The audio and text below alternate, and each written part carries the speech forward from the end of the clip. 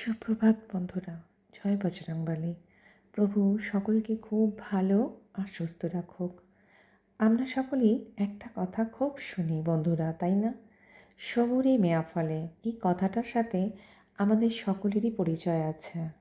এই কথাটি যেমন সত্য, ঠিক ততটাই ধৈর্য ধরলে যে কোনো কাজে কিন্তু সফলতা আসে। জানো তো বন্ধুরা, অনেক সময় আমরা ধৈর্য ধরতে পারি না। তখন মনে হয় আমরা এত তাড়াতাড়ি হেরে গেলাম। না, ধৈর্য ধরা মানে হেরে যাওয়া নয়, বরং জয়ের পথে এগিয়ে নিয়ে যাওয়া।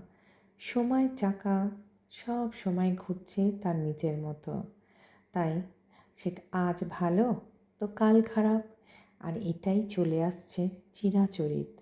খারাপ সময়কালে কাউকে খুঁজতে লাগে না। যদি কেউ পাশে থাকে তাকে ভুলো না, সামলে রেখো নিজেকে সব সময়। আর নিজেই হও নিজের পরম বন্ধু। নিজেকে ভালোবাসো, নিজেকে সাজিয়ে তোলো, নিজেকে নতুন করে গড়ে তোলো। নিজের সব চাহিদায় ধৈর্যের সাথে বন্ধুত্ব হয়ে ঠিক আজ না হলে কাল পূরণ হবেই।